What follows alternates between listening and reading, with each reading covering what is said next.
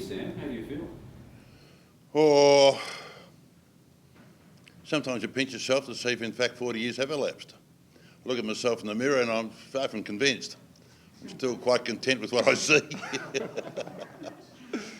Most of you would attest to I'm not that hard in the eye, am I? What was that?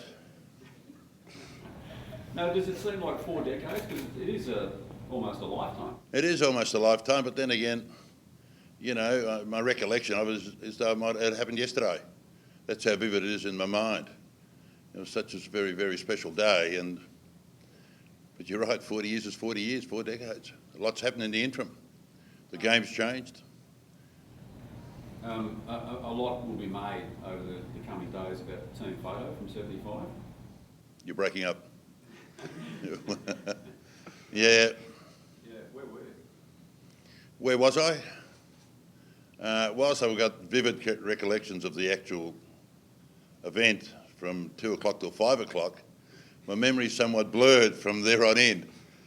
But I guess it's led to a fair degree of speculation as to where I was, but the reality was that I got lost in translation somewhere, Tony, and one of my regrets, if I may say so, is the fact that I wasn't part of that probably most, memorable parts of our career, of our history, and that is the Premiership photo. But so be it, I stupidly missed the appointment. And I always remember the prophetic words of the great Alan Killigrew, in our old social club just across the road. The prophetic words were emblazoned on the wall: those that win North Melbourne's first ever premiership will gain football immortality. And I thought at the time, I said, what does that possibly mean? But of course, as time wears on, it does certainly hold a fair bit of traction. Do you think you'd be anywhere near the personality, anywhere near the prominence, if North hadn't won the flag in 75? Would I have been the same person and have the same level of status and profile? I would rethink that question and could revisit me. I'd probably be the Prime Minister of the land, mate. No, there's no doubt that North Melbourne was certainly a wonderful catalyst to, like all of us, like Todd, like any of us that were blessed to have played league football. And I guess it's not associated with North Melbourne, every league club. It certainly helped forge your personality. I guess it's easier probably for us in the 70s because, we're perceived a bit differently. The level of scrutiny wasn't as prevalent, and we could probably be ourselves. And in those days, quite frankly, the clubs promoted individuals, because they saw that there's a distinct correlation between individuals and off-field promotion. Specifically the Premiership itself, say you hadn't won that flag. Well, I see what you're alluding to. The CV, on your CV, when you've got a Premiership alongside you, probably ticks all the KPIs, all the boxes, because that is the ultimate endorsement. And that's why any of us play football, to be a part of a Premiership. So yes, now that I look back and say Sam Kekovich Premiership player, it does have certainly a strong ring about it. Yeah. But would that have affected me as an individual? Would I be where I am today without the Premiership? I think so. I understand, Sam, there's a reunion Saturday night, but you won't be there for that as well? I won't be. I thought it'd be appropriate if I missed a photo that I'd follow through and be consistent with my form. You happy with that? You think you had problems with Mick Malthouse, do you? No. Look, I'd had Saturday night put aside for some time, for about 6 months. As a matter of fact, I'm speaking at a Targa conference, where Peter Brock got killed a couple of years ago. So they have their conference in Tasmania. And I committed to that some 6-8 months ago. So unfortunately, it coincided with this particular day. So I'm terribly sorry. What, do you look back now and think to yourself, I might have been like just the cause of many headaches for my coaches? No, to the contrary. As a matter of fact, Ron Barassi and I have a very, very close rapport now. As a matter of fact, we're like brothers in arms. Did I cause a few headaches, Tony? Look, as well as I do, I did, and most players do. But never to the stage where it was totally detrimental. It was more a challenge in those days. When you got someone like Ron Barassi, for argument's sake, we were in awe of him and totally loved him. It was almost like a game. We loved to bait him and challenge and be in his presence. So it was as I caused him a headache because I disliked him. I don't think anyone would dislike Ron Barassi. He was just like a centrifugal force that would just drag you to him. But of course, I didn't want to be dragged to him and be perceived as an obsequious sycophant. It's a nice liquor. I wanted to be someone that would, would challenge him on equal grounds. And probably that led to one thing, led to another, and then, yeah, I might have caused him a bit of grief. Do you regret that you didn't go on, Sam, and play in the 77 grand final? No, not entirely, I've got to be honest with you. I would have loved to have, but 75 was my piece de resistance, or was the pinnacle. I think after 75, I think there was a sense of relief and a sense of achievement.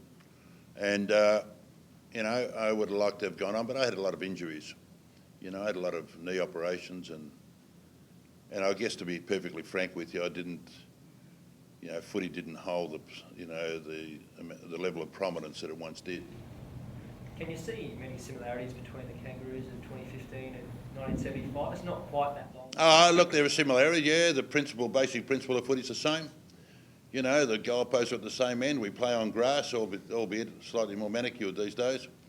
A couple of differences, of course. We used to negotiate a more direct passage to goal. We used ice only after a game in our day. And, in my day, I guess, if you earned a free kick, you had to really earn it. I mean to say, we didn't acknowledge mediocrity or, the parasite that gets a free kick these days. You had to really earn your free kicks. Not the third and fourth bloke lifting up a jumper and putting his hand up. But the game in principle is identical. There's not much difference.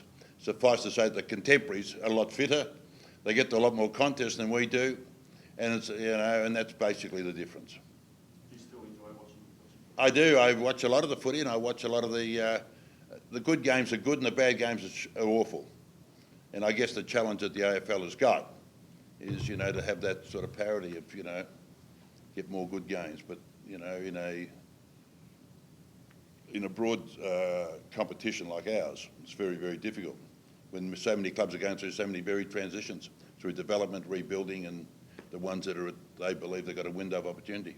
Can I just ask, can you remember kind of the lead up to the grand final, having lost the year before and not playing out? Vividly. Was there just massive pressure in between yourselves and the pressure? A very good question. You've got to understand that the year before, if any of you recollect 1974, which is a long time ago, Tony, as well. But our night of revelry that took place after 74, which was regarded by and large by all North Melbourne people as a relatively successful year. But the one person that wasn't terribly impressed was Ron Barassi, who really castigated and vilified and really tipped a tirade of invective and unbridled abuse on most of us, and me in particular. So it wasn't a fun place to be around North Melbourne or in Melbourne for that summer. Let me assure you, there's not too many places you can hide after being embarrassed on the biggest stage in the last Saturday of September.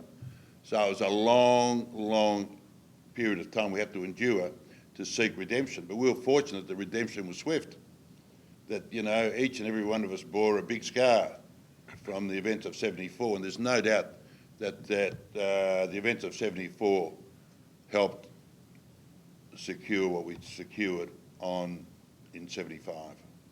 That was no doubt the motivation. We didn't need to listen to Ron Barassi, even though he was a great orator and a great motivator.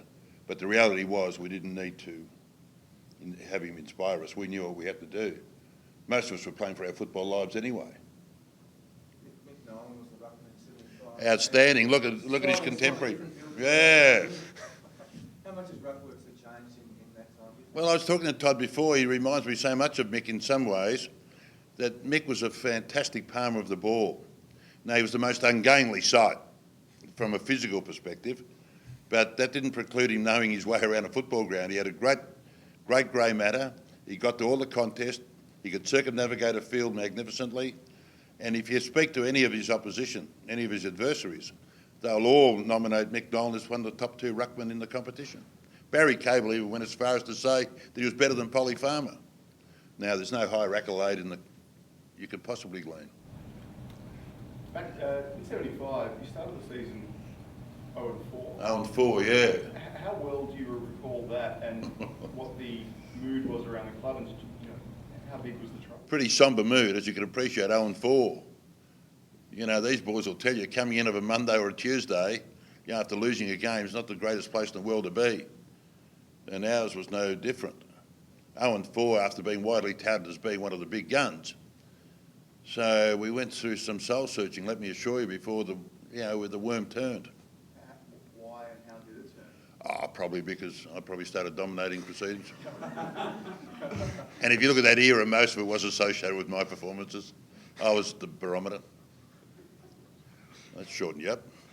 Didn't have no contingency for that. What do you make, Sam, of Todd start of the year? Obviously been a dominant sort of first 4 games. You've been, obviously, you mentioned, impressed by that.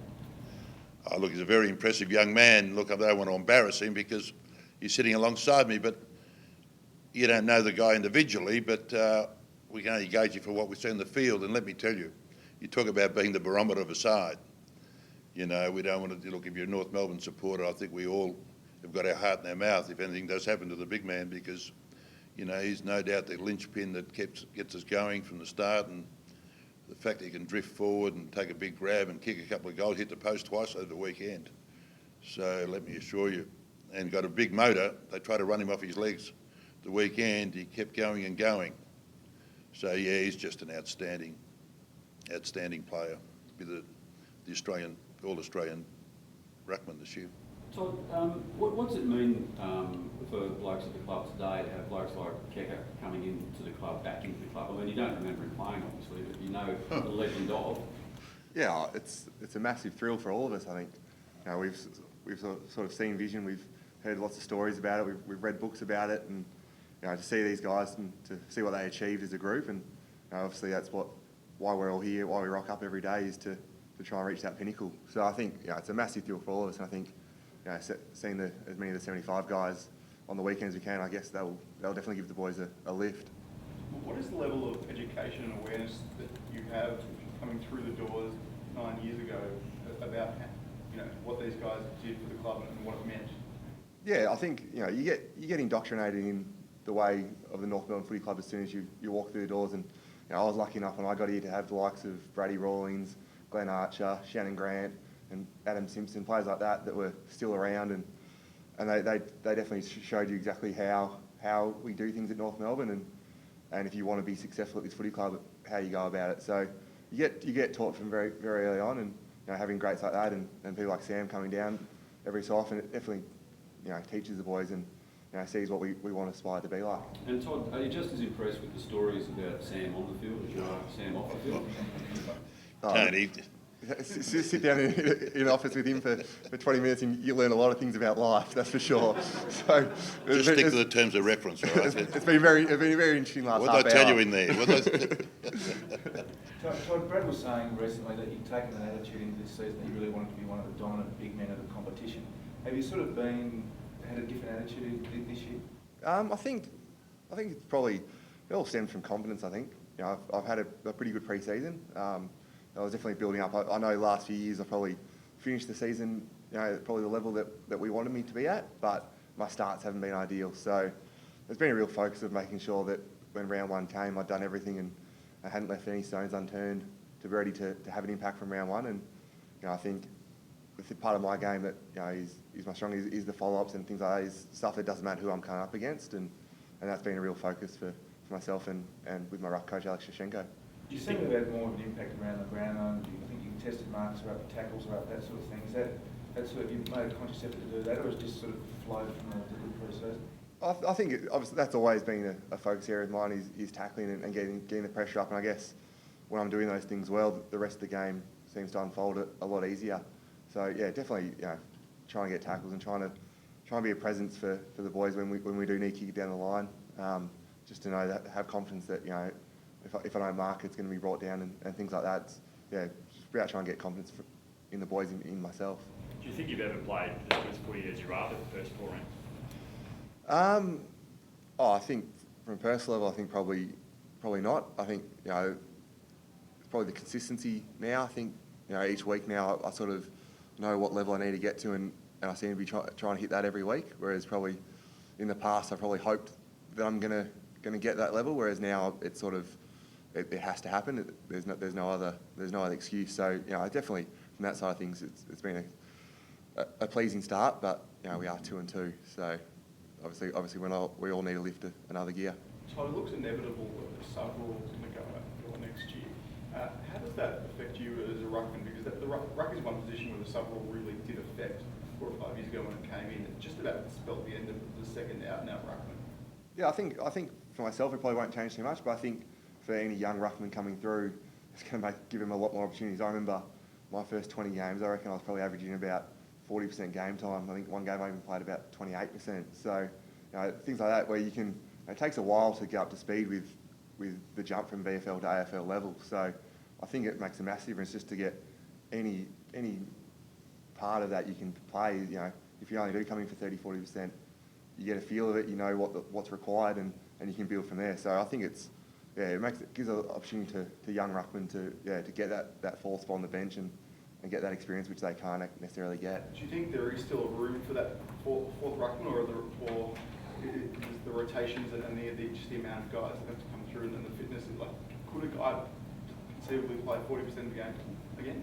I think so. I think because as they keep bringing down the rotations, you can't come off that many times anyway. So I think there's definitely room for that. But you've got to see what they're going to do within change, and each side's going to be different depending on the structure that works best for them. And that's, I guess, it's hard to assume. We've played with a sub now for a number of years. It's almost hard to remember the days when we didn't have it. Sam, you're one of Australia's great wordsmiths. The vocabulary has changed considerably with football nowadays. How would you cope today? Well,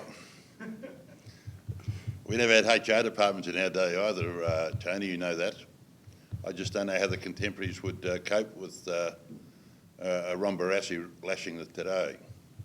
But then again, it's a reflection on our society. We've dumbed down everywhere. I mean to say, nowadays if you couldn't get a kick in the seniors, you went back to the seconds. You failed your grades, you went back a year. No PlayStations, no sophisticated weaponry. We used to improvise, build billy carts. Come down the side of a hill at 100 miles an hour without seatbelts. A few abrasions, bit of Mercura crane, kick up the arse, straight back up the hill. 6 mouths drank out of the same glass. Nothing happened to us. So it's a different world, mate. We've softened up everywhere. And, footies are probably a reflection of our society where we've overdosed on tolerance, political correctness, and we've almost diluted even our sovereignty. So do you think footy's softer now than it was 40 years I ago? think generally, by and large, it is. What do you have to say about that, Todd? Well, no, can I just add to that? I mean to say, you've got to also define the word tough. We've matured a lot as a nation. The word tough, when we played, it was always defined by your ability to stand up and look after yourself. These guys now run 25, 30 Ks a week. The gremlins on their shoulders, their legs are quivering. That's genuine toughness. They put their body over the line, there's no doubt about that. So it's a different form of toughness. But I don't think you see the real heavy hip and shoulder clashes that, used to in our day. Is the game worse for that? Sorry? Is the game worse for not having that? Oh, I think people genuinely, the reality is, people go through the turnstiles to see one-on-one contests.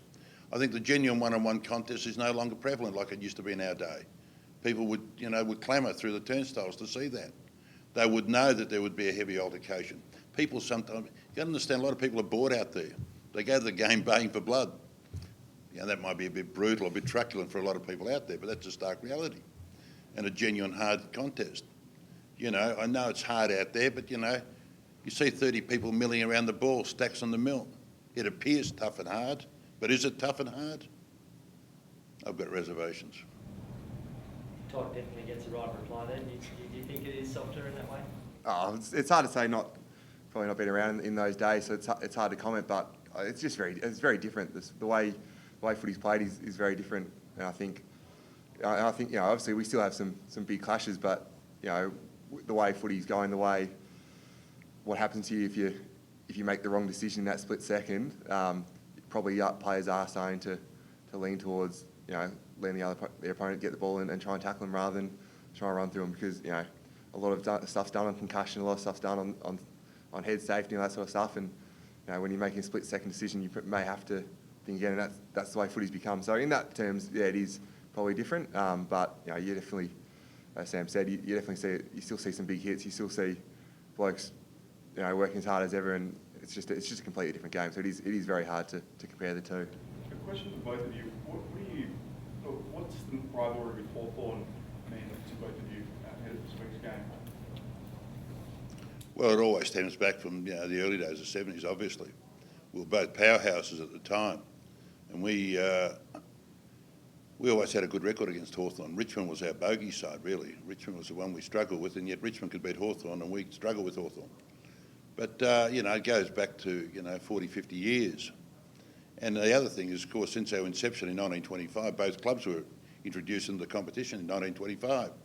So there are parallels between the two clubs and our, elevation to prominence, I guess. So we've had a healthy rivalry ever since then. But I guess the fact that we both came together as a force, and our rivalry was fairly real. Does that rivalry define North at all? I think it does to a large degree. I think it very much defines who we are. There's a lot of, we're a family club. There we go, as a family club.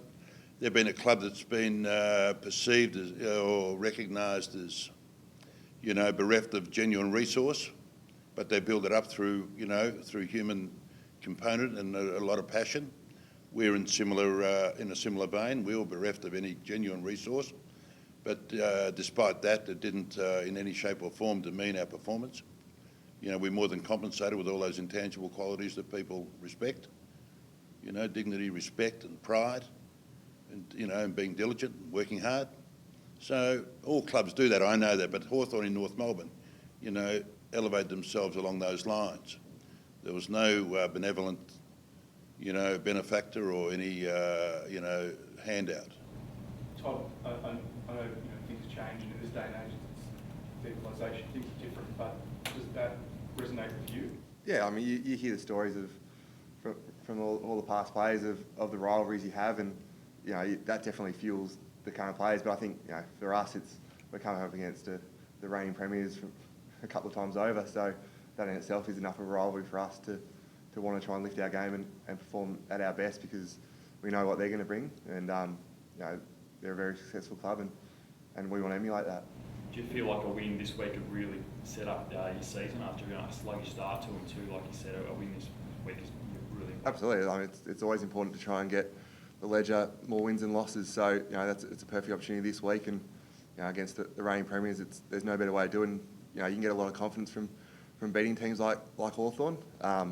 But I think in the end we got to realise that it's a long season, and all that's up for grabs is 4 points, and we'd like to take that home instead of them. And Sam, sorry, we spoke about the photo earlier. What do you make of the club's attempt to include you in that 1975 photo? I'm sure they held many board meetings, Tony. How can they expedite that little assignment and get my photo up there very quickly, given the fact we were struggling with membership? I have got no idea, Anthony, to answer your question honestly. But I'm certainly grateful that it's been raised in dispatches, that perhaps one day before they send me to the Holy Land, that I'll be able to look up and probably see, instead of an inset, with all the sophisticated weaponry at their disposal, you can really think they could superimpose me, couldn't you? Well, they have, but it's not the original. Sam, But where were you? Tony, I'm sick and tired of you attending my press conferences. Sam, speaking of Hawthorn, the Alistair Clarkson incident, I'm not sure if you've seen it. I've seen it, yes. Why would I have not seen it? I'm a football follower. Better things to do. What do you make of it? Look, I don't want to be demeaning or disparaging, I should say, to the media. Sometimes we highlight and we overdose on non-issues. But I guess this wasn't a total non-issue, but in defence of Alice, I think the appropriate things have been said. That, on the spur of the moment, you got a bogan or a wanker coming up to you, taking something, I don't know who the individual was. I'm assuming he falls to that category. But if he's not, with the greatest degree of respect, I recant the statement. All right? But the point I'm trying to make, you understand what I'm saying? You do. Well, what are you laughing at if you understand? I'm saying to you that on that spur of the moment, the side just fell short after mounting an enormous comeback. And he would have had 100 things going through his mind. He wouldn't have been the most pleasurable company in the world, Alistair. He's an angry little man, Alistair. competent, but at that spur of the moment, the last person you want to be sitting with is Alistair. And obviously they pushed him to the end, and he's responded. And I have no qualms with the manner in which he responded. And I'm sure that he probably would have accepted their initial approach to take a photo, and I'm sure he would have been probably very gentlemanly in probably declining, if in fact he did, but they would have been obviously insistent. They would have been pursuing to the stage where they would have been a bit aggro. You would have dealt with those sort of... I would have dealt with it in fleeting 5 seconds. Do you want me to elaborate how? Yes. I would have kicked him up the arse and sent him to the Holy Land. And a crashing blow from a big right hand would have sent him, Have you dealt with those sort of incidents over the years? I have, many a time. In that way? No, to the contrary, because I'm a God-loving, God-fearing child. And I find it very flattering that someone would come up to me and request a photo with my time or inquire as to how I'm going, because I've been raised by, not suggesting that Alistair hasn't been raised by good folk too, but I've been a little bit more conciliatory, a little bit more understanding, and I think it's absolutely flattering that someone would come up to us and perceive us as heroes who are mere laymen. Would he like to take a photo? And to think that I could put a smile on someone's face by accepting makes me feel fantastic. I don't ignore anyone, or I've never rejected anyone. Does it make sense? A couple of weeks out now, sorry, for Daniel Wells. Is he any chance for this weekend? Yeah, I think so. I think he's. I thought he was a good chance this week. Obviously, they're taking a bit of a cautionary approach, but I think players like him and Jamie McMillan, I think they're very close. It's just about making sure they tick all the boxes, and you don't want to come back too early. So I think we've got a very good medical team, so I think they'll be doing everything they can to get them up this week. But I think it's only Tuesday, so we've still got a number of days till they got to do a test and get ready for it.